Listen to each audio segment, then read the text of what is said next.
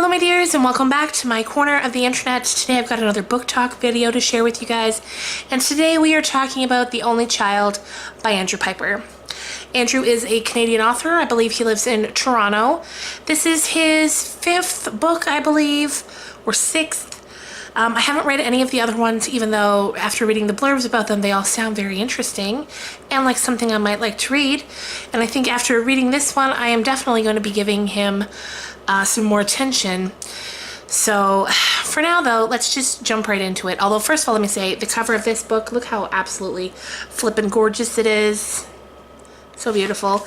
And then there's a quote in here from the National Post that says, Piper could be the next Stephen King. So between the cover and that quote, I was very intrigued to give him a try and see what all the fuss is about. So, The Only Child. The book starts off with Dr. Lily Dominic. She is a, what is she? She's like a psychiatrist. She's a forensic psychiatrist based in New York City. She works at a hospital that's like tailors to like some really violent criminals. And when she was a little girl, her mother was murdered. And you know, you really get the feel that Lily's in this kind of career field because of the things that she saw when she was a child. You know, she saw her mother being murdered, and that sort of led her to wanting to deal with the monsters, you know, as it was. Her father, she never really knew much about her father. Her mom told her a bit here and there, but never really anything concrete. So, in comes a client. He doesn't have a name according to his records, he just has a number. And he comes in and he sits down and he's done some really disgusting things that landed him in there. And when they're talking, he tells her that he got caught on purpose so that he could come and sit here and talk to her specifically. So first you're like, okay. And the back and forth that they have, especially towards the beginning, really sort of reminds me of from the Silence of the Lambs films, sort of that teasing repertoire that Clarice and Dr. Lecter had. I get kind of that vibes from it. So she's there, she's talking to him, trying to, you know, question him in the way that a forensic psychiatrist would. She notices that he's about her age. She finds him very handsome, very appealing. There's just something very appealing about him. And then towards the end of their first discussion, he tells her that he is her father. That despite how he looks, he's actually hundreds of years old, 200 years old, and that he's not quite human, he was created. So at this point I was kind of like, okay, where are we going with this? And I was very intrigued just to see what happens. So what happens next is the next day she finds out that he has broken out of prison. And she ends up going on a cross-Europe trip, like just trekking throughout Europe, following clues that he's left her, to sort of find out more about his identity and how in God's name he could be her father. So she's got these two parts of her that are really kind of tugging at each other. There's the logical side of her that knows that this man that looks to be about her own age is not her father. He's a crazy person who's done some really terrible crimes, and, you know, to the point where he's in prison for it. But then there's this other part of her that's just so intrigued and so wanting to know more. So, if that sounds like something that you would be interested in, I definitely recommend giving it a read. Now, in a minute, I'm going to get in a bit more in depth with some spoilers. So if you love Andrew Piper or you just like the sound of this story, click away now or fast forward to the end to the shout outs, because I don't want to ruin anything for you. You gone? You gone yet? Okay, so one of the things that I found very, very, very, very interesting about this story is, so as we go on, as she gets over to Europe, she finds things that he has left her, clues, things that he wants her to find so that she can learn more about him. So he leaves her pages of his old journals from, 200 years ago when he was created. And we start to learn more about him as we're reading with her. And one of the things that I find very, very, very interesting is that this is also kind of a origin story for some of the characters from our favorite gothic horror novels like Dracula, Mary Shelley's Frankenstein, and Dr. and Jekyll and Mr. Hyde. In fact, those three in particular. So we kind of learn that all three of the people who had written those stories had interactions with him at various points. And the stories that they came up with were kind of their perception of him. Like for Mary Shelley, she takes the fact that this man who we later start to know as Michael, so I'll refer to him as that from now on, she wrote Frankenstein after she had had an encounter with Michael, and she kind of focused on the parts where he had been created from a dead body. He had been sort of reanimated by a doctor, and so she took that part of him and wrote Frankenstein. And then like with Bram Stoker in this book, his encounter with Michael and how Michael needs to drink blood in order to live, he took that part was what he focused on, and he went on and wrote Dracula. And then, of course, Dr. Jekyll and Mr. Hyde. Inside of Michael, there are some very warring personalities, if you will, and that was what was focused on for that book. So I thought that was really cool, like one person, three writers, and how all of their books are scary and it's about monsters, but how each of them saw him differently. I thought that was really cool.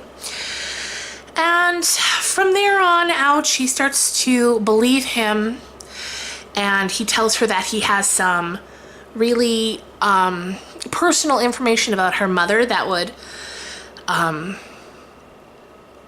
convince her that he is who he says he is. And in time, we come to believe it as she does. And at one point, she meets someone who says he's like a CIA agent who is hunting this man. We find out that there are so many people hunting him because he's just been killing thousands and thousands of people for 200 years, because that's how he stays alive, right? Is by drinking their blood. So this man who we first think is CIA, later find out he isn't. He's just sort of got a personal vendetta, and so is trying to find this man / monster.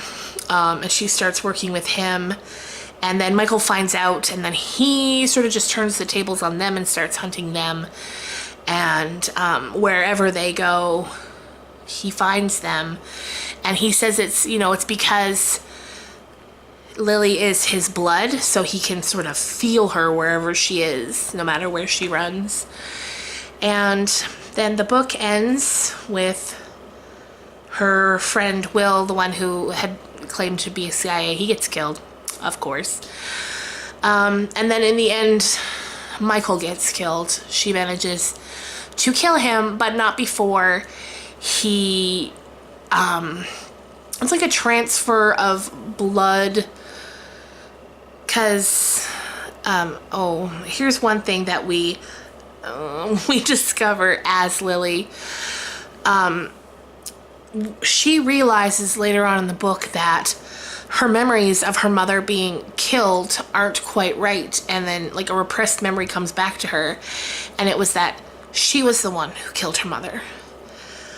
because her mother kept trying to. Her mother had taken her out into the woods and had secluded her and was trying really hard to make sure that she was okay, to make sure that, like,